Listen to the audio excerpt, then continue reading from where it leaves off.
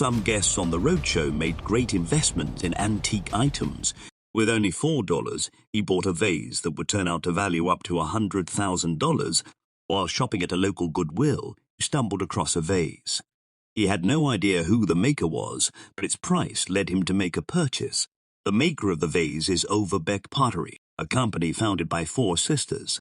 The pieces of Overbeck pottery are found in various museums like Richmond Art Museum. The guest vase had a value between $50,000 to $100,000.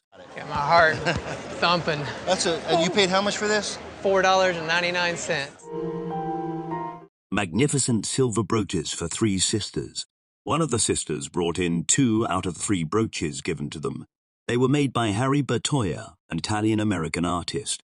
The guest sister and Harry Bertoia got to know one another when she worked at a dorm in Cranbrook, where he stayed. Harry gave the sisters 1 handmade brooch each. Both brooches brought to the show were valued at $40,000 to $60,000. Oh my goodness. Never did I dream that. As a young boy, this man loved to read The Famous Charlie and the Chocolate Factory, written by Roald Dahl. It was owned by the man's mother before it became his. The book was autographed by Roald to a stranger named Stephen in 1965. An even better discovery about the book was that it was among the first editions published in 1964. Your book has all the salient points to be a first edition of the children's classic. The book's value was $5,000 to $6,000. Wow, that is crazy. Him and his son went out to an auction in search of junk but ended up finding a gem. They paid $45 for an item but didn't look inside the wet box to know what it was. Days later, they opened the box and saw a painting wrapped in a cloth. The painting was made by Benny Andrews in 1962. It doesn't have his collage, which he's really known for in the late 60s. Andrews was an African-American who painted in the Expressionist style. The painting the guest brought valued at $7,000 to $10,000. You're freaking kidding me. All right, well, guess it's not going online.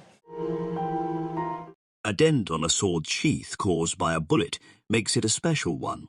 The sword belonged to the great-great-grandfather of the woman who came to the show. Her great-great-grandfather, George Hobart Wilbur, was a lieutenant who served with the 9th Indiana Regiment during the American Civil War. He had written a letter home, talking about how the dent on his sword came about. It hit that scabbard so hard, it drove the scabbard into the sword. The dent gave the sword provenance-making. It is valued at $5,000. Wow. Really? Boy, that's amazing. The maternal grandparents of this man sold decorative mirrors that were made by Line Vautrin at their furniture shop in Belgium. When they received the order, this one had like a little piece that had been broken off, so they didn't think they could sell it, so they just kept it at home because they kind of liked the style. Line was a French woman referred to as the poetess of metal by Vogue magazine. She made various decorative metallic objects during her time. The appraiser put a value of $40,000 to $60,000 on the guest's mirror. Oh, wow. That's crazy. A Lakota Native American brought this bag to the guest's father's private museum for preservation years ago. The family must have preserved it well enough for it to appear on the Roadshow. It is a beaded doctor's bag that was made in the late 19th century by the Lakota people of the Sioux tribe.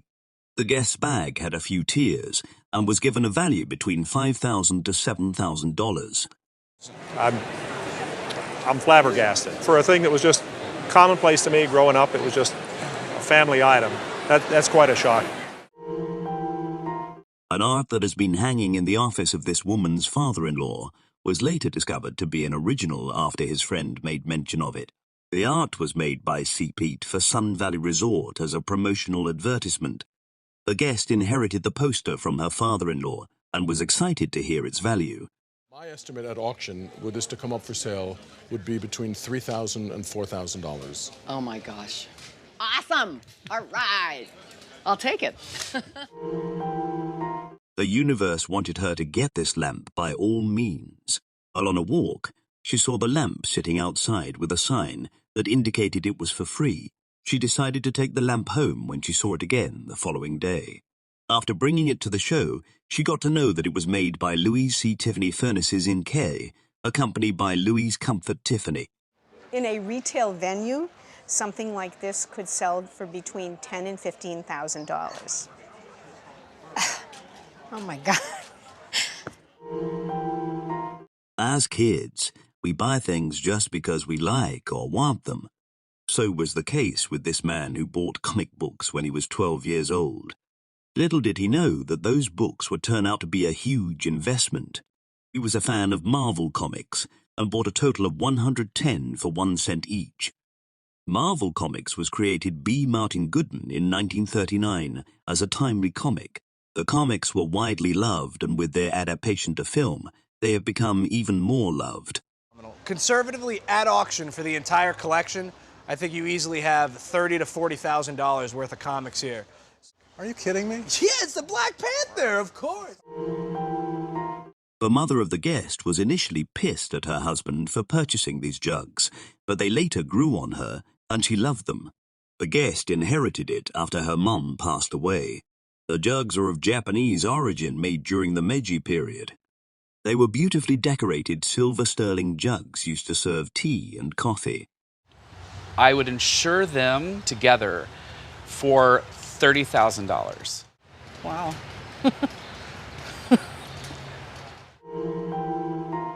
This guest's grandmother wore this button-covered cloth while attending charity fundraising. She hand-sewed hundreds of buttons onto the skirt and blouse in support of charity.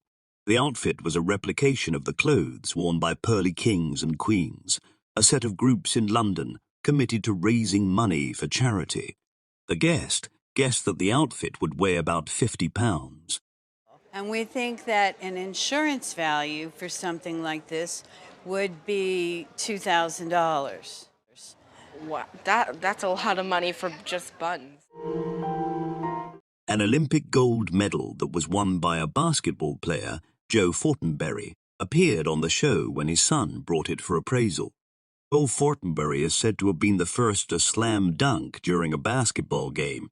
Joe contributed immensely to American basketball. He was captain of the team that won the first Olympic gold medal in basketball. I would put a value of this at auction of $100,000 to $150,000. Wow. I was right, more or less. Thank you. That is incredible. Surf this channel for more videos.